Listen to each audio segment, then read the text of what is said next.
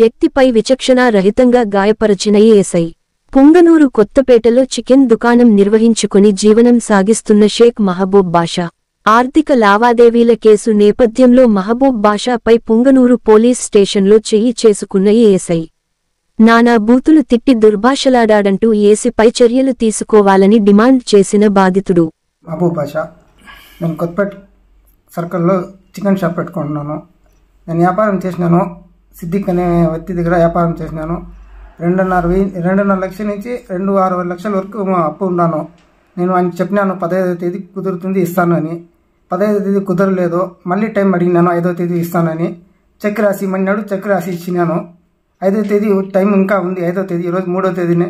నిన్న వచ్చేసి ఎట్లా అంటే అట్లా అంగడి కాడ వచ్చి బూతులు మాట్లాడి చెప్పేసిపోయినాడు. నేను ఆడికి అడుక్కొని చెప్పినాను, నా వల్ల కావడం లేదు, 5వ తేదీ టైం ఇచ్చినావు కదా, ఆ రోజు ఇస్తాననేసి. కానీ ఈరోజు తెల్లాతనే ఏఎస్ఎస్ఆర్ ఫోన్ చేసినారు టిఫిన్ చేస్తా ఉంటే, ఇట్లా స్టేషన్ దగ్గరికి రారా అని. నేను హడావడిగా పోతిని. ఆడపోతే నా మాట ఎవరు వినడం లేదు. ఇట్లా అప్పు ఉండమంటే అవును సార్ అని చెప్పినాను. డబ్బులు పెట్టరా ఇట్లా అట్లా అట్లా ఎట్లా తిట్టినాడు. నా వల్ల కాదు సార్, నేను వ్యాపారం చేసినాను, వ్యాపారంలో లాస్ అయిపోయినాను, నేను ఇస్తానన్నాను, 5వ తేదీ వరకు టైం అడిగినాను, ఇస్తానని చెప్తే కూడా సార్ ఎట్లా అంటే అమ్మ నాయన అని చెల్లెలు ఎట్లా అంటే బుడ్లు తిడుతున్నాడు. ఎందుకు సార్ తిడుతున్నాడు అంటే వచ్చి పైన వచ్చి కొట్టినాడు. ఈ పక్క కొట్టి ఇది కన్ను అంతా ఎర్రగైపోయింది. ఆయన నా మాట ఏమీ వినడం లేదు, నా వల్ల కావడం లేదు. ఈ పక్క అంతా ఇది ఎంత నొప్పి ఎత్తుకునింది. నా పక్క ఎవరు మాట్లాడడం లేదు. స్టేషన్లో అంతా వచ్చి నాకే అరుస్తున్నారు కానీ వాని పక్క ఏం పట్టలేదు.